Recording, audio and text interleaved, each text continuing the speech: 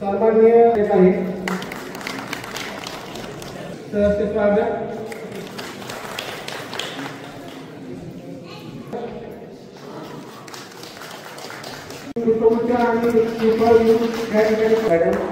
तसेच आपल्या सातारा जिल्ह्याचे सन्माननीय नेते कार्यकारी सरकारी साहेब, तसेच या ठिकाणी अजय शिंदे सर, आत्मा साताराचे प्रकल्प संचालक, तसेच संतोषी बरकडे साहेब, मुख्य बाई, प्रशांत शेंडे साहेब, तालुका मुख्य अधिकारी बाई, सन्माननीय कृष्णा पवार, माजी जिल्हा पोलीस सदस्य, तसेच सकाळचे राजेंद्र सोळकर साहेब, सहसंपादक दैनिक सकाळ सातारा, तसेच या ठिकाणी प्रतापांना पवार, सरचिटणीस राष्ट्रवादी काँग्रेस सातारा, या सर्वांच्या माध्यमातून या ठिकाणी दीपप्रज्वलन होत आहे। सन्माननीय संचालक तसेच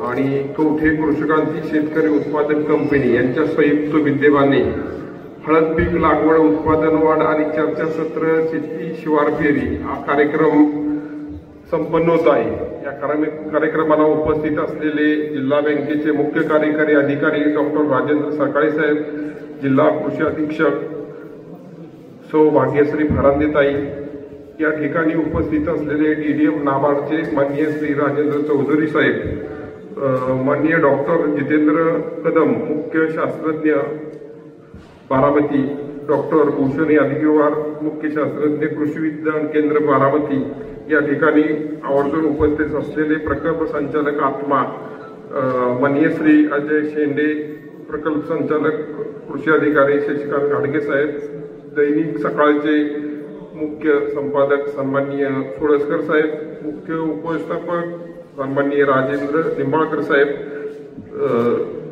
श्री एम के मामूलकर साहेब, नेटा फर्मचे आमचे मित्र, आणि विकास जाधव, जिल्हा प्रतिनिधी ॲग्रोवन, आणि आमच्या सर्वांच्या विनंतीला या एकत्रित कार्यक्रमाच्या निमित्तानं आपण सर्वजण भुईंजपासून मुडतरेपासून ते केंजळ या पूर्व भागातील सर्व ग्रामस्थ मित्रमंडळी आणि कंपनीचे सर्व सभासद या कार्यक्रम आयोजित करण्यामागचं मुख्य हेतू आहे की या ठिकाणी सरकारी साहेब तिथं पूर्व भागामध्ये अगदी 100 वर्षापासून या ठिकाणी हळद पिकवली जात होती, आणि हे हळद पिकवली जात असताना या हळदीचं आपण पारंपरिक पद्धतीने पहिली सरेवरंब्यावर हळद होत होती, आणि ही सरेवरंब्यावर हळद होत असताना राजापुरी नावाची जात मला वाटतं त्या ठिकाणी पूर्वपार होती, तिला उत्पन्न कमी होतं, आणि या भागातील शेतकऱ्यांनी आपलं बदल करून जसं जसं नवीन तंत्रज्ञान येऊन पाहिलं तसं त्यात बदल केला, ठिबकवर सगळ्यांनी लागण केली, बेडवर लागण केली, आणि नंतरच्या काळखंडामध्ये अगदी सेलम जातीची हळद असेल, आणि आता या चालू हंगामामध्ये हरिद्रा असेल, प्रतिभा, प्रतिमा, काळी हळद असेल, आंबे हळद असेल, असे बरेच प्रकारचे वाण या ठिकाणी शेतकरी घेत आहे। हे घेत असताना त्यांनी नवीन तंत्रज्ञान स्वीकारलेलं आहे। सरकारची कृषी विभागाची फार मोठी मदत या ठिकाणी शेतकऱ्यांनी होती आहे। कवठे कृषी क्रांती शेतकरी उत्पादक कंपनी मार्फत आम्ही बरेच 300 शेतकऱ्यांना एकत्र करून बरेच प्रयोग या ठिकाणी केलेले आहेत। या ठिकाणी आपल्या स्मार्ट योजनेतून या ठिकाणी आपण आता गोडाऊनचं काम पूर्ण 90% तर पूर्ण झालेलंच आहे, आणि या ठिकाणी आपण काम करतोय। शेंडे साहेब आहेत, फरांदेताई आहेत, घाडगे साहेब आहेत, या सगळ्यांचं सहकार्य कृषी विभागाचं या कंपनीच्या सगळ्या संचालकांचं या ठिकाणी असतं। हे काम, हे कार्यक्रम आयोजित करण्याचा हेतूच असा आहे की या भागातील हळदीला GI नामांकन मिळावं, आणि या हळदीला चांगला दर, शेतकऱ्यांच्या जीवनमानमध्ये बदल होईल, आणि या दर पावडरमध्ये किंवा इतर जे पाल्यापासून कुरकुमींचा प्लांट किंवा कच्च्या हळदीपासून कुरकुमीन निघतं, पक्क्या हळदीपासून कुरकुमीन निघतं, तर इथून पुढच्या कालखंडामध्ये आपण सर्वांनी एकत्र येऊन फरांदे मॅडमचं तर चांगलं या एक्सपोर्टर मिळवण्यासाठी, पावडरला चांगला दर मिळवण्यासाठी या ठिकाणी प्रयत्न करतायत। त्यांच्या प्रयत्नांना भविष्यामध्ये यश येईल। चांगले एक्सपोर्टर मिळाले तर निश्चितपणाने आपल्या हळदीला, पावडरला चांगला दर मिळेल। आपण जर जैविक पद्धतीने, सेंद्रिय पद्धतीने हळद केली तर परदेशात त्या हळदीला 50,000 रुपये क्विंटलचा भाव आपण देऊ शकू, इतकं म्हणजे झिरो रेसिड्यू फ्री केमिकल मुक्त हळदीचं उत्पादन भविष्यामध्ये आपण घ्यायचा आपला सगळ्यांचा मानस आहे. या भागात पुरंपार हळद होत आहे. या हळदीला कुठंतरी दर्जा मिळावा, म्हणजे कोकणात आंब्याला जसं त्यांनी मार्केटिंग केलं तसं या हळदीला बी मार्केटिंग होऊन या भागाचा विकास व्हावा. हळद केल्यानंतर आपण हळदीवर बेवड ऊसाचं करतो, 2 वर्षाला परत हळद करतो. काय गोष्टी साहेब, असंच आपलं बेवड पद्धती असते. तर त्या ज्या वेळेला आपण हळदीचं उत्पादन ज्या वर्षी घेऊ त्या वर्षी आपल्याला मागच्या 8-10 वर्षात काही हळदीचं उत्पादन भरपूर शेतकऱ्यांनी घेतले पण त्याला दर नव्हता. पण ह्या 2 वर्षात चांगला दर येईल. तिथून पुढच्या काळखंडामध्ये हळदीचं उत्पादन ह्या भागात भरपूर होणार आहे आणि हळदीला मार्केट यासाठी होणार आहे. जागतिक पातळीवर हळदीचं कुरकुमीला प्रचंड मागणी आहे. म्हणजे चीन, भारत या सगळ्या देशांनी जर कॅन्सरचं प्रमाण ह्या सगळ्या जसं देशात आपल्याला वाढतंय त्या हळदीचं कुरकुमीन कॅन्सरसाठी प्रभावी औषध ठरतंय आणि त्यासाठी त्या कुरकुमींसाठी हळदीला प्रचंड या काळखंडात मागणी होणार आहे. आणि त्याला मागणीचा विचार करता आपणही तसंच उत्पादन यापुढे घेणार आहोत. कार्यक्रमाला काका येणार आहेत, जिल्हाधिकारी साहेब येणार आहेत, ताईंना जायचंय म्हणून आपण थोडस कार्यक्रमामध्ये बदल करून आपण या ठिकाणी आपण ही करतोय. तर आपण एवढ्या कमी कालावधीत विनंतीला आमच्या मान देऊन सगळ्यांनी इथं उपस्थित राहिलात. तिथून पुढे आपण एकत्रित शेती करूया. आमच्या कवठे कृषी क्रांती शेतकरी कंपनीचे सर्व सभासद म्हणजे बदल होतोय सरकारी साहेब. आम्ही एकत्र येऊन आता 70-80 एकर केळी केली आहे, पपई केली 82 एकर. म्हणजे इथं येऊन व्यापारी आमची पपई असेल, केळी असेल, कलिंगड असेल, टरबूज असेल ही सगळे पिकं आमचे इथं येऊन व्यापारी इथं येऊन नेत आहेत.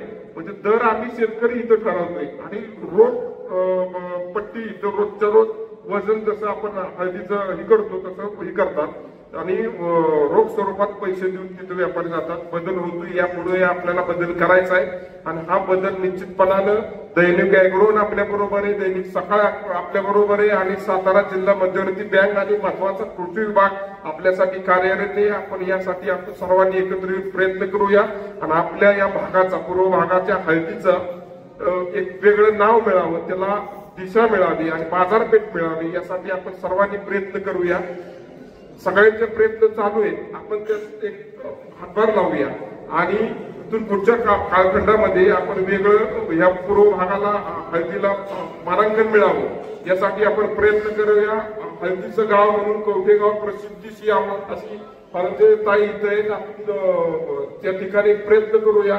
अगदी 80 वर्षाच्या पूर्वीची पुरावे आम्ही या ठिकाणी गोळा केलेले आहे. या भागात आपण या ठिकाणी हळदीचं उत्पादन घेत आहोत आणि अशा रीतीने आपण पुढे जाऊया. कार्यक्रमाला थोडा बदल केलाय. आपण सर्वांना मी आयोजक म्हणून विनंती करतो की आपल्याला मित्रांनो जेवण आहे सगळ्यांनी जेवूनच जायचंय. तुम्ही तिचं परस्पर जायचं नाही. यानंतर ताईंना बोलायचंय. थोडस सकाळी साहेब टाका आल्यानंतर तुम्ही नंतर बोला. पण ताईंना जायचंय म्हणून थोडासा बदल करून मी विनंती करतो की ताईंनी बोलावं.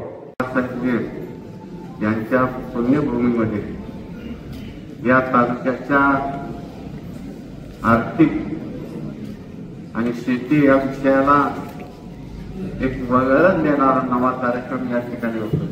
सरकार साहेब आपल्या माध्यमातून शेतीला कर्ज पुरवठा केला जातो. समस्त जी मंडळी व्यासपीठावर आहेत त्यांच्या माध्यमातून मार्गदर्शन केलं जाते. राहुलने एक चांगला विषय हातामध्ये घेतलाय आणि त्या विषयाचा गांभीर्याने विचार करण्याची गरज आहे. हळद ही पारंपरिक पीक आहे, नगदी पीक आहे. त्यांनी या ठिकाणी हळदीचं गाव म्हणून डिक्लेअर व्हावं असं. पण मी त्याच्या पुढचं सांगेन की कसबे डिग्रजला संशोधन केंद्र आहे. डिग्रजच्या भूमीमध्ये आता ऊस पिकतोय. त्या संशोधन केंद्राचा उपयोग या समस्त पश्चिम महाराष्ट्रामध्ये कुठेही होत नाही. आणि खऱ्या अर्थानं जर सामान्य शेतकऱ्याच्या हातामध्ये जर अनेक मार्गाने पैसे यायचे झाले तर खऱ्या अर्थानं हळदीसारखं नसतं पीक माझ्या समोर रामभाऊ बसलेले पवार टमाटो तुम्ही वर्षभर करता करोडोंची उलाढाल करता, आधुनिक पद्धतीने ट्रकमध्ये ते भरता. आज हे संशोधन केंद्राचा वापर सामान्य शेतकऱ्याच्या जीवनामध्ये परिवर्तन होण्यासाठी झाला पाहिजे. जग कॅन्सरग्रस्त व्हायला लागले. पंजाब मधून अख्खी ट्रेन भरून येते दिल्लीला कॅन्सरग्रस्त शेतकऱ्यांची. मी जास्त काही बोलत नाही बाबा. गेली 20 वर्ष मी हळद खातो एवढीशी. 72 रोगावरचा उपाय आहे हा. कॅन्सरला तर सर्वात प्रभावी आहे. आणि विशेषतः मॅडम मी आपल्याला सांगेल की हा हायवेचा जो पट्टा आहे, म्हणजे गोम असेल, चांदक असेल, पेंढाय असेल, कवठे असेल, विठ्ठलवाडी असेल, तुमच्या आणेवाडी असेल, त्याच्या पुस्तक आमचं मोजाड असेल, पुढं भोईर असेल, पाठीमागे किल्ली असेल, मुक्तार असेल, चिंदोली असेल, या पट्ट्यामध्ये जास्तीत जास्त हळद उत्पादित केली जाते. आणि सर्वात जास्त कर्तुमीन असलेलं जर कुठं असेल तर या हायवे पट्ट्यामध्ये, हे मी आपल्याला अवलोकन सांगतो. आणि म्हणून काळाची गरज आहे. आमचा शेतकरी एका घंट्याला 16 वेळा हात लावतो, लागणीपासून ते भरणीपर्यंत. आणि त्याला मला सांगितलं तसं दर मिळत नाही. दर मिळायचा असेल तर प्रक्रिया केली पाहिजे शेतमालावरती, त्याच वेळेला दर मिळेल. आणि ही प्रक्रिया होत असताना त्याचा उत्पादित खर्च जर कमी करायचा असेल, आता मजूर मिळणार नाही, यांत्रिकीकरणाकडे गेलं पाहिजे. हळद काढण्याचं मशीन पासून ते सुकवण्यापर्यंत. कारण ज्या वेळेला आम्ही जास्ती हिटनं बॉयलरमध्ये हळद शिजवतो त्यावेळेला प्रेशरनं त्या हळदीचं वजन कमी होतं. मग त्यांनी सांगितलं ते खरं आहे. असलेल्या या हळद पीक परिसंवादासाठी उपस्थित आपले येणारे पाहुणे माननीय नामदार पंकजनभा पाटील, माननीय जिल्हाधिकारी, या विचार मंचावर असलेले बँकेचे सर्व ज्येष्ठ अधिकारी, माझ्या विभागाचे माझे सर्व सहकारी, आणि माझ्या समोर बसलेले माझ्यापेक्षा कितीतरी जास्त शेतीचा अनुभव असलेले शेतीतले हळदीचे तज्ज्ञ. मला वाटतं माझ्या वयापेक्षा जास्त अनुभव असलेले इथे शेतकरी आहेत. हळदीमध्ये विशेषतः ज्यांनी पिढ्यानपिढ्या हळदीमध्ये काम केलेलं आहे. मी या बाबतीत फक्त 2च गोष्टींवर बोलणार आहे. राहुलजी आता म्हणाले की आपल्याला हळदीला GI घ्यायचा आहे, हा नंबर 1.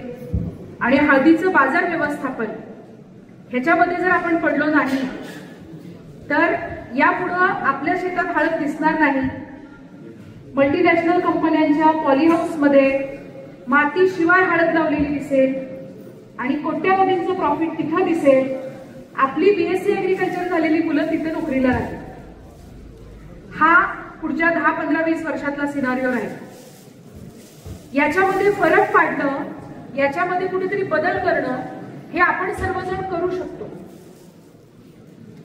हळदीच्या GI बद्दल आपल्या सर्वांशी मला चर्चा करायला आवडेल. हळदीचा जो GI आहे तो कुठल्याही गोष्टीचा GI म्हणजे काय असतं तर भौगोलिक मानांकन. एखाद्या विशिष्ट हवामान असलेल्या भागामध्ये एखादं विशिष्ट पीक चांगलं येतं आणि ते त्याच हवामानात त्यातली वैशिष्ट्य येऊ शकतात त्या पिकामध्ये, आणि म्हणून त्याला भौगोलिक उपदर्शन असं म्हणतात. विशिष्ट भौगोलिक परिस्थितीमध्ये एखादं पीक, हे पीक याच विशिष्ट भौगोलिक परिस्थितीत येतं, त्याला भौगोलिक उपदर्शन असं म्हणतात. भौगोलिक उपदर्शन हे कुणाही एका व्यक्तीला मिळत नाही, ते शेतकऱ्यांच्या ग्रुपला मिळतं किंवा मंडळाला मिळतं किंवा शेतकरी उत्पादक कंपनीला मिळू शकतं. आणि हे जे GI आहे किंवा भौगोलिक उपदर्शन आहे, हे मिळवण्यासाठी ज्या ज्या गोष्टी लागतात, म्हणजे तुमच्याकडे परंपरेनुरूप इथं आहे आणि इतरांची हळद आणि तुमची हळद याच्यामध्ये काय फरक आहे नेमका, हे आपल्याला कागदावरती DNA टेस्ट आणि बाकी सगळ्या टेस्टनी आपल्याला ते सगळं प्रूव्ह करावं लागतं. आणि त्याचं प्रेझेंटेशन दिल्लीच्या त्या संस्थेमध्ये होतं, GIच्या इंटेलेक्च्युअल प्रॉपर्टी राईट्सची जी संस्था आहे तिथं होतं. आणि त्यानंतर ती कमिटी डिसिजन घेतली की आपल्याला GI द्यायचा किंवा नाही. आता मी स्वतः कोल्हापूरमध्ये आजरा घनसाळच्या GI वर काम केलेलं आहे. म्हणजे आजरा घनसाळचा GI तिथं त्याचं बेसिक सर्व काम मी केलं होतं. त्यानंतर त्याचं जे ऑथोराइज युजर रजिस्ट्रेशन नसतं. म्हणजे कुठलाही जीआय जेव्हा आपल्याला मिळतो तेव्हा तो जीआय कुणाचा आहे. समजा या कृषी क्रांती कंपनीनं, कृषी क्रांती शेतकरी उत्पादक कंपनीनं हळदीचा जीआय घेतला या भागाचा, तर तो मुळात डिफाईन करावा लागतो. याच्यात किती गावं आहेत, किती शेतकरी आहेत किंवा किती तालुके आहेत, त्याची बाउंड्री आपल्याला ठरवावी लागते की हे या भागातलं आहे. नुसतं वाई तालुका किंवा सातारा जिल्हा असं म्हणून चालत नाही, तर तो स्पेसिफिक भाग जो आहे तो आपल्याला डिफाईन करावा लागतो. मग त्या भागातला नेमका कोण शेतकरी जो ही हळद उत्पादन घेतो त्याचं केंद्र शासनाच्या वेबसाईटवर रजिस्ट्रेशन करावं लागतं. एक मोठी प्रक्रिया असते ती. तर असं महाराष्ट्रातलं पहिलं 110 लोकांचं आजरा घनसाळचं रजिस्ट्रेशन आपण करून दिलं होतं. त्यामुळे जीआय मधली सगळी प्रक्रिया मला माहिती आहे. आपण सुरुवात केली आणि पूर्ण क्षमतेनं काम केलं तर जीआय हे हार्डली 3 किंवा 4 महिन्यांचं काम. पण हे करायचं का? माझं म्हणणं नाही केलेलं बरं. कारण जीआय करताना तुम्हाला खर्च येणार 10 लाख रुपये, कमीत कमी 10 लाख रुपये. हा खर्च करून तो जीआय जर आपण वापरला नाही तर त्या 10 लाखाचा काहीही उपयोग नाही. जीआय वापरायचा म्हणजे काय करायचं? आणि महाराष्ट्रात ऍग्रिकल्चरचे 27 जीआय झाले. त्यातला हापूस आंब्यासारखा एखाद दुसरा सोडला तर कुठलाही जीआय व्यावसायिक दृष्ट्या वापरलाच जात नाही. म्हणजे काय? जीआय हे एक प्रकारचं पेटंट आहे आणि आम्ही ते घेतो. म्हणजे आमची हळद ही वैशिष्ट्यपूर्ण हळद आहे म्हणून त्या पदार्थाचं ब्रँडिंग व्हायला पाहिजे. त्याचा एक प्रोटोकॉल तयार व्हावा लागतो न्यायालयाचा, म्हणजे कायद्याचा, ज्याच्यामध्ये लिहिलेलं असतं की या या प्रकारची हळद ह्याला जीआय मिळालेला आहे. कोणीही शेतकरी साताऱ्यातला शेजारचा जीआय मध्ये जर आणेवाडीचा समावेश नसेल तर मला सुद्धा नाही म्हणता येणार की माझी जीआयची हळद आहे म्हणून ह्या भागातली. आणि मी जर तसं म्हणत असेल तर माझ्यावर पोलीस केस करण्याचा अधिकार त्या कंपनीला असतो. पण दुर्दैवानं या 27 प्रॉडक्ट मधला कुठलाही प्रोटोकॉल अजून तयारच झालेला नाही. मग तो वापरणं तर दूरची गोष्ट. हा जर आपण वापरायला शिकणार असू, हा जीआय जर आपण वापरणार असू तर त्याचा उपयोग होणार आहे. तरच 10 लाख रुपये खर्च करावे, अन्यथा ते पैसे खर्च करू नये. त्याच्याऐवजी तो पैसा हा हळदीचे जगात वापरले जाणारे सर्व प्रकारचे पदार्थ कोणते, जग सध्या कुठल्या गोष्टींसाठी वेडं आहे ज्याच्यासाठी ते भारंभार पैसे मेंदूचा वापर न करता द्यायला तयार आहेत, फक्त मनाने, या गोष्टींचा विचार करून अशा प्रकारच्या संशोधनावर, अशा प्रकारच्या उत्पादनावर, अशा प्रकारच्या प्रक्रियेवर आपल्याला तो पैसा खर्च केला पाहिजे असं माझं स्वतःचं वैयक्तिक मत आहे. 10 वर्ष जीआयमध्ये काम केलं. आपण जीआय जरूर घ्यावा, पण असे सर्व पदार्थ तयार करून आपली एक बाजारपेठ आपण निर्माण केली पाहिजे. आणि ही बाजारपेठ जेव्हा निर्माण होईल आणि या बाजारपेठेत जेव्हा आपण असं म्हणू शकू, म्हणजे बाजारपेठ जेव्हा हलायला लागेल, आपण जसं हलवू त्या पद्धतीनं आपण जसं म्हणू, आपण जर हळदीचा साबण बाजारपेठेत आणला तर त्यांनी सांगितलं पाहिजे आम्हाला हात धुवायला आम्हाला नाही वापरायचं डेटॉल, आम्हाला तुमच्या हळदीचा पेपर सोप पाहिजे, आम्ही त्याला साधू. अशी परिस्थिती जेव्हा येईल ना तेव्हा आपल्याला जीआयचे खरे पैसे मिळतील आणि तेव्हा आपण ते वापरू शकतो. हळदीच्या बाबतीत मला जो अनुभव आला, आता मी स्वतः माझ्या घरी हळद पिकते, तर आपण शेतकरी कितीही सुबत्ता आली तरी अजूनही जगाच्या बाजारपेठेचा विचार करून उत्पादन करत नाही. आणि हा आपल्या भाव न मिळण्यामध्ये सर्वात मोठा हर्डल आहे. असं उत्पादन आपण का करत नाही? त्याचं पहिलं कारण अत्यंत हुशार मुलांनी शेतीत येऊच नये असं आपलं मत आहे. बरोबर आहे ना? कोट्याधीश आहेत शेतकरी, कोट्याधीश, पण मुलाला म्हणतात शेतात पाय ठेवायचा नाही. हे पहिलं कारण. दुसरं कारण अशी आपली मानसिकता असल्यामुळं आपण जगाच्या बाजारपेठेची माहितीच घेत नाही. हे दुसरं कारण. आणि जगाच्या बाजारपेठेची माहिती जरी झाली तरी आपली उत्पादनाची साधनं इतकी लहान आहेत. 74 गुंठे पर कॅपिटा जमीन आहे आपली सातारा जिल्ह्यातली. त्यामुळे एकटा शेतकरी याच्यात काही बदल करू शकत नाही. हे त्याचं एक महत्वाचं कारण. तिसरं कारण. पण ह्या तीनही कारणांवरती आपण जेव्हा एखाद्या उत्पादक कंपनीच्या माध्यमातून एकत्र येतो आपण जेव्हा एखाद्या गटाच्या माध्यमातून एकत्र येतो त्यावेळेला हे आपण करू शकतो.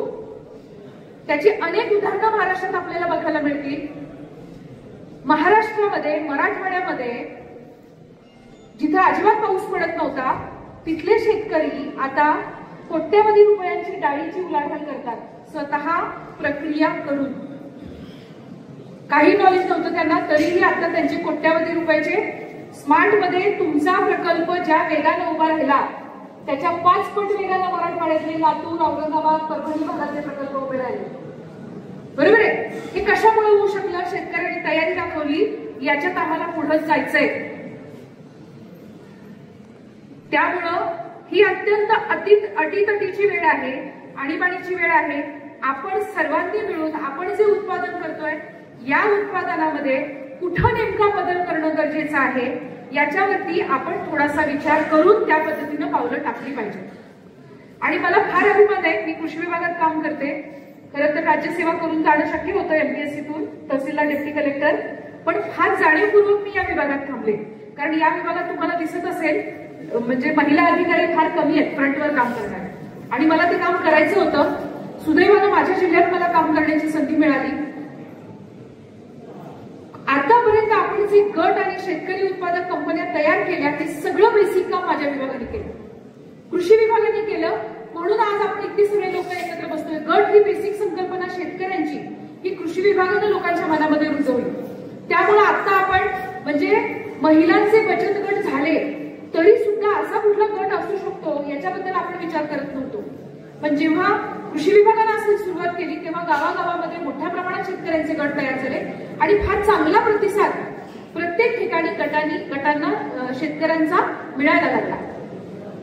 ही आपली पहिली पायरी आहे. आपल्याला पुढची पायरी जी जायचं आहे ती आहे हळदीची बाजारपेठ निश्चित करणं. आणि मला अभिमान वाटतो की कृषी विभागानं, सातारा जिल्ह्यातल्या कृषी विभागानं ह्याचं आणखी एक पाऊल पुढे उचललेलं आहे, ते म्हणजे हळदीचं क्लस्टर. माझ्या दृष्टीनं हळदीच्या जीआय पेक्षा सुद्धा हळदीचं क्लस्टर वर्कआउट होणं हे जास्त महत्वाचं आहे.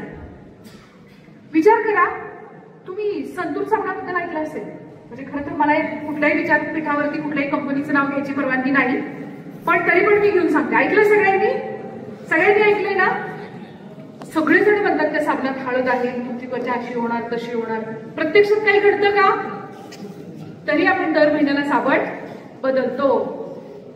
10 रुपयाला मिळणारा साबण आता कमीत कमी 100 रुपयाचा साबण आपण खरेदी करतो. तो नाही केला तर बाटलीतले साबण घेतो, शॅम्पू घेतो. बरोबर आहे. त्याच्यात हळद आहे किंवा नाही हे बघत सुद्धा नाही आपण. फक्त चित्र दाखवलेलं असतं, खाली बारीक अक्षरात दिलेलं असतं. हे सगळं ग्राफिकल प्रेझेंटेशन आहे. हे एक नाट्यमय केलेलं आहे जाहिरात करण्यासाठी. तुम्ही कुठलीही टीव्हीची जाहिरात बघा, त्याच्यात खाली बारीक अक्षरात दिलेलं असतं. हे नाट्य रूपांतर आहे. याचा आणि प्रत्यक्ष प्रॉडक्टचा संबंध असेल तसं नाही, असं लिहिलेलं असतं ते सुद्धा आपण सांगायचा उद्देश हा, जर असं असेल तर जे ओरिजिनल उत्पादन करणारे शेतकरी आहेत त्यांनी याच्यामध्ये उतरलं पाहिजे. हळद जर 72 रोगावरती गुणकारी असेल तर हळदीचं पहिलं वेलनेस सेंटर कवठ्यामध्ये सुरू झालं पाहिजे. बरोबर आहे. इथं कवठ्यामध्ये वेलनेस सेंटर सुरू झालं पाहिजे. तुम्ही एक बघा, लोणावळा भागामध्ये तुमच्या इंटरनेटवरती काढून बघा, युट्यूबवरती वेलनेस सेंटर. 1 दिवसाचे 15,000 रुपये एका माणसाला घेतात राहायला. ते काय करतात? माळा टेकडीवरती छान सुंदर रूम्स बांधलेले आहेत. सकाळी मेडिटेशन, सात्विक अन्न म्हणजे काय? तयार करायला फार कमी वेळ लागतो. अजिबात माणसं लागत नाही, त्याला सात्विक अन्न म्हणतात. मोड करायचे, उकडायचे, चपाती करायची नाही, त्याच्याऐवजी लापशी बनवायची, भात लाल तांदळाचा उकडायचा, मीठ घातलेलं खायचं. हे सगळं खाण्यासाठी आपण दिवसाला 15,000 रुपये देऊन तिथे लोक जातात आणि ते करतात. दुर्दैवाने ह्याच्यात एक पण शेतकरी नाही. आपण आता वेलनेस इंडस्ट्रीमध्ये पडलं पाहिजे. आपल्या शेतकरी उत्पादक कंपन्यांनी जसं आपण प्रोसेसिंग करतोय तसं आपले होणारे इंजिनियर असतील तर त्यांनी त्याच्या यंत्रसामुग्रीमध्ये पडलं पाहिजे. आपले MBA झालेले कुणी असतील तर त्यांनी अशा प्रकारचे सेंटर चालवले पाहिजेत. आयुर्वेदाचार्य आपल्या घरात असतील, आयुर्वेदिक BAMS BHMS करणारी मुलं असतील, मुली असतील, तर त्यांना आपण उद्युक्त केलं पाहिजे. घरात हे जे पिकतं आहे याचं काहीतरी चांगलं समाजासाठी कसं करता येईल आणि तुम्हाला पैसे कसे मिळवता येतील याच्यासाठी आपण काहीतरी केलं पाहिजे. आणि हे फार अवघड नाही. हळद क्लस्टरचा जवळजवळ 2 कोटी रुपयाचा प्रकल्प आपण तयार केलेला आहे. या संपूर्ण प्रकल्पामध्ये असं वेलनेस सेंटर्स, असे वेगवेगळे पदार्थ जसं की हळदीच्या तेलाचा साबण आहे, हळदीचं तेल आहे, हळदीच्या पावडर व्यतिरिक्त इतर अनेक पदार्थ तयार होतात. हे सर्व पदार्थ कसे तयार करायचे याच्यासाठीचं प्रशिक्षण हे जिथं जिथं शिकवलं जातं त्या सर्व ठिकाणचे अभ्यास दौरे, त्याचबरोबर याची इंडस्ट्री सुरू करण्यासाठी लागणारी काही प्रमाणातली आर्थिक मदत, ह्या सर्वांचा समावेश ह्या आपल्या हळद क्लस्टरच्या प्रकल्पामध्ये आहे. 2 कोटी रुपयाचा जवळजवळ हा प्रकल्प आहे. मला फक्त एकाच गोष्टीची आवश्यकता आहे, आपल्या सर्व शेतकऱ्यांनी याच्यामध्ये उत्सुकता दाखवली पाहिजे, याच्यामध्ये ठरवलं पाहिजे की हो आम्ही याच्यामध्ये उतरणार आहे, आम्हाला काहीतरी याच्यामध्ये पुढे जाऊन करायचं आहे. कारण लक्षात घ्या, आपली कच्ची हळद कसं किलो भाव मिळतो? कच्च्या हळदीला कसं मिळतं? कच्ची हळद कशी करते आपली? 25 ते 40 रुपये किलो, बरोबर आहे. सर्टिफाईड ऑर्गॅनिक हळद कशी जाते?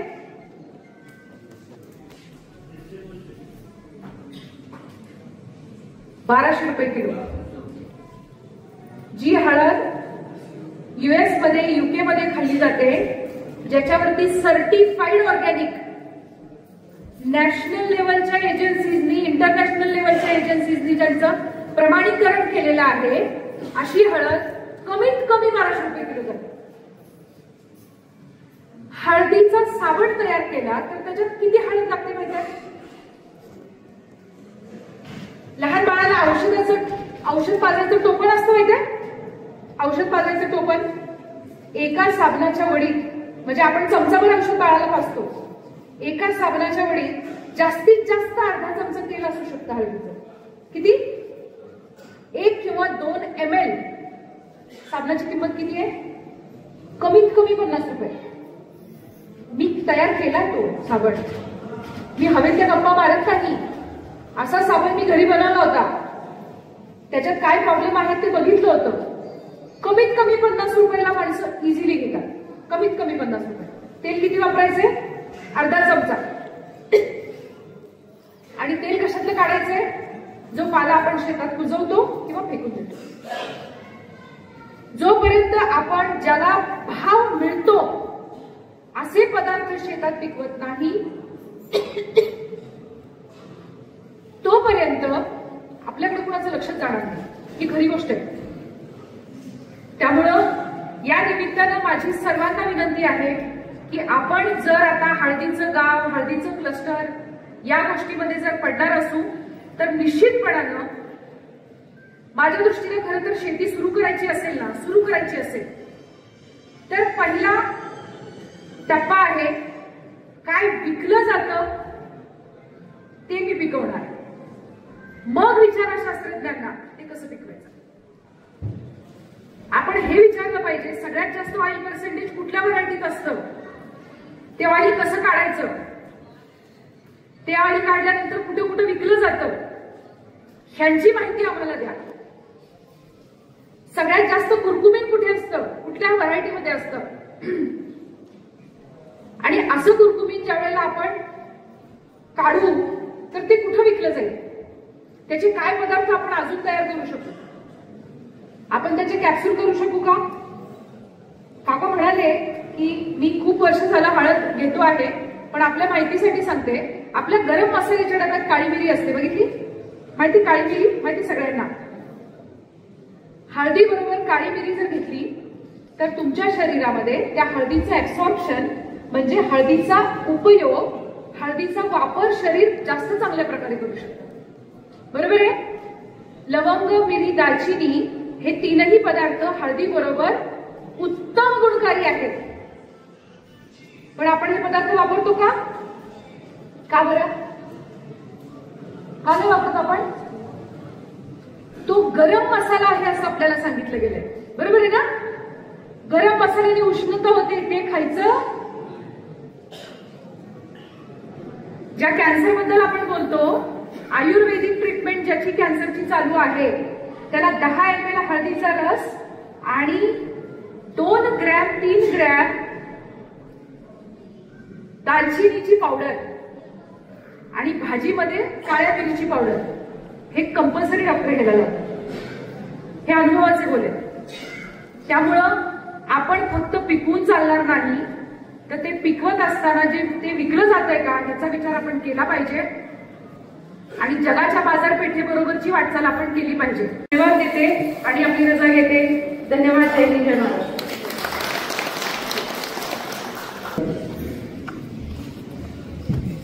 मॅडमला पुढे जायचं त्यांचे अतिशय मुलाचं मार्गदर्शन सोप्या भाषेमध्ये आपल्याला केलेलं आहे. आपण ज्या वेळेला एक्सपोर्ट, GI या सर्व संकल्पनांचा आपल्या बोलण्यामध्ये ज्या वेळेला उपयोग करतो, त्याबद्दल त्यांच्या ज्या काही अडचणी असतील किंवा जे काही सोपे तिथे असतील तशी त्यांनी भरपूर उदाहरणं दिली.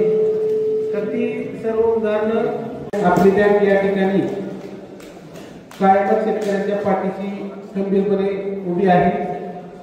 आज या कार्यक्रमाच्या अनुषंगानं सातारा जिल्ह्यामध्ये या कार्यक्रमापासून आपल्याला मदत केलेली आहे.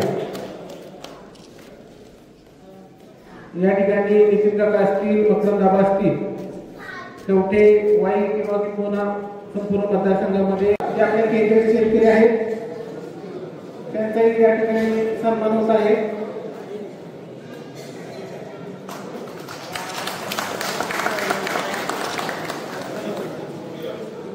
तसंच मी आता उल्लेख केला त्या पद्धतीनं ऐश्वर्या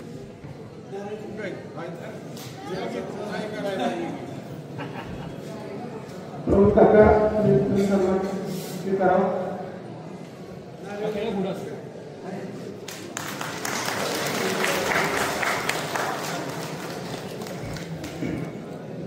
आज हा कार्यक्रम घेत असताना मी राहुल डेरे त्यांचे वडील सगळ्यांना एवढ्यासाठी शुभेच्छा देतो की कृषी क्रांती जी फार्मर प्रोड्युसर ऑर्गनायझेशन त्यांनी जी स्थापन केली त्याच्याबद्दल त्यांचं कौतुक, त्यांना शुभेच्छा. कारण असं संघटन फारसं होत नाही. जिल्ह्यातलं 4-5 ठिकाणी असं संघटन झालेलं आहे, पण हे एक आदर्श संघटन त्यांनी केलेलं आहे. आणि त्या कार्यक्रमाला आपले खासदार नितीन काका पाटील साहेब उपस्थित आहेत. मला वाटतं शेतकरी मेळाव्याचा त्यांचा पहिला कार्यक्रम आहे आणि म्हणून सर्वांनी टाळ्या वाजवून त्यांचं स्वागत करा. आज या ठिकाणी हा जो कार्यक्रम आपण आयोजित केलेला आहे त्याच्यामध्ये सातारा जिल्हा मध्यवर्ती सहकारी बँक, त्याचबरोबर सकाळ म्हणजेच आपला ॲग्रोवन माध्यम आणि तिसरं आपला कृषी विभाग यांच्या आणि इथल्या ग्रामस्थांच्या वतीने हा जो कार्यक्रम आयोजित केलेला आहे त्या कार्यक्रमाला सर्व मान्यवर उपस्थित आहेत. आताच नाबार्डचे आमचे मित्र आहेत, अत्यंत सहकार्याची भूमिका असणारा अधिकारी आपल्या जिल्ह्याला लाभलेला आहे. लगेच तिथले 10 लाख रुपये लागतात, मी नाबार्डच्या माध्यमातून तुम्हाला मदत करतो, असा हा मदतीचा हात म्हणजे करणं फार अत्यंत चांगली गोष्ट आहे. या ठिकाणी ते करतीलच. आपल्याला सर्वांना माहिती आहे की सातारा जिल्हा मध्यवर्ती सहकारी बँक ही देशातील एक अग्रगण्य बँक आहे. अनेक योजना आपण कार्यान्वित केलेल्या आहेत. आता काका चेअरमन साहेब आहेत, खासदार आहेत, दिल्लीच्या एका चांगल्या कमिटीवर त्यांची नियुक्ती झालेली आहे. त्यामुळं आता आबा या ठिकाणी आमदार आहेत, मंत्री झालेले आहेत. राज्यातले अनेक प्रकल्प आपण या पहिले वाई तालुक्यातील कवठ्याला आणूयात. शेतीमध्ये जे जे काही करता येईल ते आपण करण्याचा प्रयत्न करू. दिल्लीमध्ये अनेक प्रोजेक्ट आहेत. काकांनी कालच माझ्याकडून लिस्ट घेतली की आपल्याला शेतीसाठी काय करता येईल आणि तेही सातत्याने अनेक मागण्या आपल्या पुढे पूर्ण करण्यासाठी प्रयत्नशील राहतील. आज या ठिकाणी हळदीचं जे चर्चासत्र आपण आयोजित केलेलं आहे, हळद उत्पादन वाढ, प्रक्रिया आणि निर्यात. भाग्यश्री मॅडमला सुरुवातीला सांगितलं आमचा जो विभाग आहे तो GI नामांकन. बऱ्याचदा असा प्रश्न पडतो की GI नामांकन म्हणजे काय, तर तो फार महत्वाचा भाग असतो. GI मिळालं की त्याची एक वेगळी हवामानाच्या दृष्टीने किंवा त्याची सॉइल क्वालिटी, पाण्याच्या क्वालिटीच्या माध्यमातून जे उत्पादन होतं त्याचे निर्देशांक खूप चांगले असतात. आणि GI मानांकन मिळालं की सर्वसाधारण तुम्हाला 20 ते 25% दर हा ज्यादा मिळतो. जसे महाबळेश्वरच्या स्ट्रॉबेरीला GI नामांकन आहे, देवगडच्या हापूसला GI नामांकन आहे, त्याच पद्धतीनं हळदीचं जर आपल्याला या ठिकाणी GI नामांकन मिळालं तर निश्चितपणानं ही कवट्याच्या दृष्टीनं अत्यंत घोषणावाची बाब असणार आहे. मित्र, आपण आता हळदीच्या याच्यावर आमचे मित्र विद्यापीठाचे अभ्यास चांगला आहे, त्यांचं हळदीचं लागवड कशी केली पाहिजे, त्याचं उत्पादन कसं घेतलं पाहिजे वगैरे वगैरे सांगितलं. पण मला असं वाटतं की उत्पादनाच्या दृष्टीनं आपण सगळे तज्ज्ञ असतो, एकमेका शेतकऱ्यांच्या बरोबर माहिती घेऊन आपण उत्पादन वाढीसाठी प्रयत्न करतो. पण सगळ्यात महत्वाचं आहे की त्याचं प्रक्रिया आणि निर्यात त्याच्यामध्ये जो सक्सेस होतो त्याच्यामध्ये तो त्या पिकाला अधिक चांगला फायदा होतो असं माझं मत आहे. आपण उत्पन्न घेतो हळदीचं, आपण जर बघितलं तर गेली अनेक वर्ष, मला सुरुवातीलाच अण्णा प्रतापराव अण्णा आहेत मला वाटतं, सुरुवातीला म्हटलं अनेक वर्ष आम्ही उत्पादन घेतोय, पण उत्पादन घेऊन आपल्याला त्याचं मिळतंय का इन्कम बघितलं पाहिजे. लाखाच्या वर एकरी खर्च काही काही शेतकऱ्याचा जातो आणि उत्पन्न किती मिळतं तर सर्वसाधारण 15 ते 20 क्विंटलच्या आसपास, 7-8 हजार जर ॲव्हरेज जर बघितलं तर 1.5-2 लाखाचं उत्पन्न नाही आणि जेमतेम खर्च निघून 5-50 हजार एकरी राहतात. पण जर त्याच्यावर प्रक्रिया केली, वेगवेगळे प्रॉडक्ट तयार केले तर मला वाटतं त्याच्यामध्ये आपल्याला चांगला फायदा मिळणार आहे. आणि सकाळ ॲग्रोवन यांच्या संयुक्त विद्यमाने आज हळद पीक लागवड आणि उत्पादन वाढ चर्चासत्रास आज उपस्थित असलेले सातारा जिल्हा मध्यवर्ती बँकेचे CEO राजेंद्र सरकाळे साहेब, आमचे नाबार्डचे DDM राजेंद्र चौधरी साहेब, राष्ट्रवादी काँग्रेसचे आमचे प्रदेश चिटणीस वाई तालुक्यातील एक ज्येष्ठ नेते प्रताप अण्णा, आमच्या जिल्हा परिषदचे माजी सदस्य शशीनाना पवार, उपस्थित सर्वच प्रमुख मंडळी, आमचे आत्माचे प्रकल्प संचालक अजय शेंडे, आमचे माळेगावचे काय प्रमुख शास्त्रज्ञ जैविक ताणतणाव व्यवस्थापन संस्था माळेगावचे जितेंद्र कदम, डॉक्टर जितेंद्र कदम, सकाळचे सहसंपादक राजेश सोळसकर, दैनिक सकाळचे मुख्य व्यवस्थापक राजेश निंबाळकर आणि उपस्थित सर्वच प्रमुख आता आहेत. आमचे राजू काका आहेत आणि कवठे आणि या संपूर्ण परिसरातील आमचे सर्व शेतकरी बंधू आणि भगिनी आमच्या. खरं म्हणजे हा कार्यक्रम ॲग्रोवन हे दैनिक सकाळचं एक काय म्हणायचं त्याला असली आवृत्ती शेतीविषयक माहिती देणारी एक ॲग्रोवन ही अतिशय चांगल्या पद्धतीने काम करणारी किंवा शेतकऱ्यांना दैनंदिन वेगवेगळ्या विषयाची माहिती, नवीन नवीन तंत्रज्ञान, शेतीच्या विषयी नवनवीन व्यवस्थापन कसं करावं या संदर्भात महाराष्ट्रामध्ये जे मार्गदर्शन करणारे पेपर आहेत त्यामध्ये सकाळचं हे अतिशय फार मोठं आणि या शेतीच्या विषयामध्ये फार मोलाचं योगदान ॲग्रोवनच्या माध्यमातून आपण पाहतो. ॲग्रोवन साधारण मी सुद्धा आधीमध्ये वाचत असतो, म्हणजे माझ्याकडे घरी पण ॲग्रोवन येतो तुमचा, पण मोबाईलवर सुद्धा मला आपल्या कोणते टाकत असतं मला ॲग्रोवनचे रोजचे हे कुणाच्या तरी माध्यमातून येतात मला, आणि मला ज्यावेळी वेळ मिळेल त्यावेळी मी ते साधारण काही महत्त्वाच्या त्यातल्या काही असेल ते वाचत असतो. विशेषतः ऊसाचा विषय काय असला तर तो वाचतो मी. पुन्हा आमच्या माझी स्वतःची नोकरी आहे कोंबड्यांचं काय असलं तर तेही वाचत असतो की त्यामुळं वेगवेगळ्या पद्धतीची माहिती आपल्याला उपलब्ध होती आणि आपल्या ज्ञानामध्ये त्यामुळं भर पडण्यास निश्चितपणाने मदत होती. सातारा जिल्हा बँकेने आता राहुल कृषी विद्यापीठाशी आम्ही नुकतंच आम्ही 75व्या वर्षानिमित्त आम्ही त्यांच्याशी एक ॲग्रीमेंट केलं आणि त्यामध्ये 100 टन थोडव्याचं व्यवस्थापन यासाठी युनिव्हर्सिटी आणि जिल्हा बँकेच्या माध्यमातून आम्ही साधारण आपल्या जिल्ह्यामधील 3 ते 4 हजार शेतकऱ्यांची निवड केली आणि ऊसाचं पीक हे आपलं थोडव्याचं हे 100 टनापर्यंत कसं नेता येईल यासाठी राहुल विद्यापीठाच्या माध्यमातून आमचे प्रयत्न चालू आहेत आणि त्यासाठी लागणारा जो काही माती व्यवस्थापन असेल किंवा अन्य काही खर्च असेल तो कारखाना संबंधित कारखाना त्या क्षेत्रातला जिल्हा मध्यवर्ती बँक असं आम्ही संपूर्णपणे त्याचा खर्च आम्ही दोन्ही संस्था उचलत आहोत. कारण दिवसेंदिवस शेतकऱ्यांची आता शेती ही कमी कमी होत चालली त्यामुळं उत्पादन वाढायला पाहिजे. आज आमच्या जिल्ह्याचं जर का ऊसाचं सरासरी उत्पन्न पाहिलं आपण तर ते 25 ते 30 टनाच्या एकरी उत्पादन 25-30 टन आहे.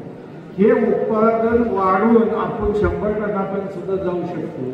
पण अगदी सरासरी जरी आपण 50-55% 60 टनापर्यंत गेलो तरी सुद्धा आमच्या शेतकऱ्याचं उत्पन्न हे दुप्पट होणार आहे.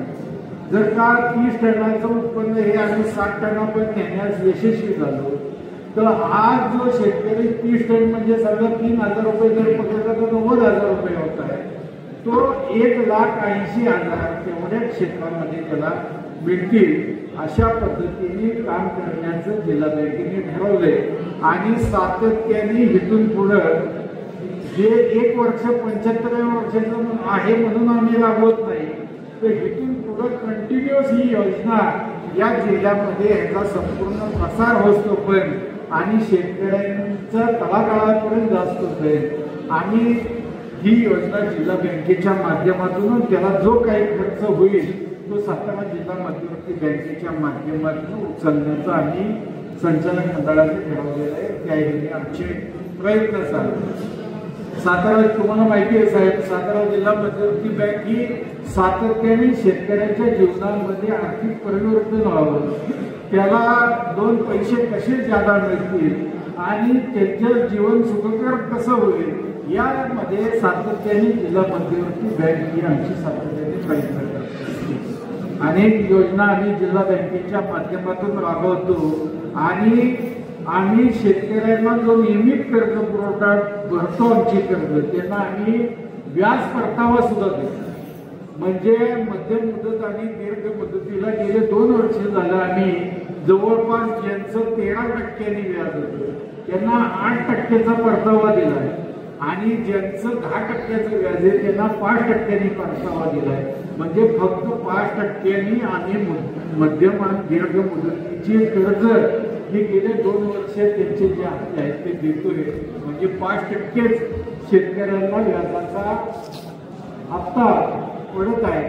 हे या निमित्ताने मला तुम्हाला सांगायचे अशा अनेक योजना बँक करते आणि हा कार्यक्रम सुद्धा ॲग्रोवनच्या माध्यमातून नियोजन करण्याचं आज बँकेचं मूळ धोरण तेच आहे की हळदमध्ये सुद्धा आता आपल्याला हळद या पिकात सुद्धा काम करायचंय आणि त्यासाठी हळदीचं पेटंट व्हायला पाहिजे आणि ते पेटंट हे आपल्या वाई तालुक्याचं व्हायला पाहिजे. म्हणजे आमच्या हळदीला हे GI मानांकन जर मिळालं जसं साहेबांनी सांगितलं की महाबळेश्वरच्या स्ट्रॉबेरीला आहे कोकणातल्या हापूसला आहे तसं वाई ही हळदीचा आकार आहे. जसं आमच्याकडं ऊसाचं पीक येत आहे तसं हळद हे सुद्धा आमचं दुसरं एक नगदी पीक म्हणून उत्पन्नाचं हमखास उत्पन्न देणारं हे एक पीक आहे आणि आमची लोक हळद करतात आणि मग हळद निघाल्यानंतर त्याच्यावर ऊसाचं उत्पन्न घेतात आणि पुन्हा ऊस निघाल्यानंतर पुन्हा हळद करतात. अशा पद्धतीचा आमच्याकडचा पिकाचा पॅटर्न आहे. त्यामुळं मोठ्या प्रमाणामध्ये आमचे शेतकरी हळद करतात आणि चांगल्या पद्धतीने म्हणजे तुम्ही हळदीच्या जर का रानात आमच्या गेला शेतकऱ्यांच्या पांडे असेल, भुईंज असेल, आमचं इथं कवठे असेल, माझं गाव मोठेगाव असेल, आमच्याकडं असे हळद करतात साहेब. तुम्ही जर का रानात आत गेला तर छातीच्या एवढं तुम्ही पुढून जा, इतक्या छातीच्या वर पण आमच्या हळदी असते. इतक्या चांगल्या पद्धतीने काम करणारे आणि कष्ट करणारे शेतकरी आमच्या विभागातील आहेत. अतिशय फुलेनगर असेल हे असेल फार पाहण्यासारख्या आमची हळदीची ही पिकं असतात. त्यामुळं या कामासाठी तुमच्या सगळ्यांची मदत व्हावी आणि एक आमचं हळदीचं आम्हाला GI मध्ये आमचा समावेश व्हावा, त्यासाठी जी काही लागेल ती तुम्ही मदत करा. कुणाला शब्द टाकायची जर का गरज पडली तर मला तसं सांगा.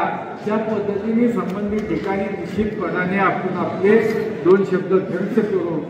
पण त्यामुळं आमच्या शेतकऱ्यांना जर का 2 पैसे पिकाला जादा मिळणार असतील, फायदा होणार असेल तर त्यासाठी निश्चितपणाने आपण सगळेजण मिळून प्रयत्न करू. अशा पद्धतीचं साहेब आमच्या तालुक्यामध्ये, मी बाहेरचं सांगत नाही, पण आमच्या तालुक्यामध्ये अतिशय कष्ट करणारी माणसं आहेत. इथं आमच्या राजू काका बसले, त्यांची शेती सुद्धा पाहण्यासारखी असते. आम्हाला कधी नेत नाही कारण केव्हा घालायला लागेल. त्यामुळं पण आम्हाला फोटो काढून दाखवतात, माझं हळदीचा गंडा एवढा आहे, आणतोय, हे फक्त मोबाईलवर दाखवतात. पण तिथं जागेवर घेऊन काय आम्हाला दाखवत नाही, कारण जेवणाचा खर्च करावा लागेल. त्यामुळं असू द्या, पण तरी सुद्धा चांगल्या पद्धतीची शेती आमचे काका, आमचे दादा बसले ते टोपीवाले बघा समोर, सगळ्यांचे टोमॅटो दर वर्षी कंटिन्यू वर्षभर 5 ते 10 एकर पर्यंत हा माणूस टोमॅटो करतो बरं का.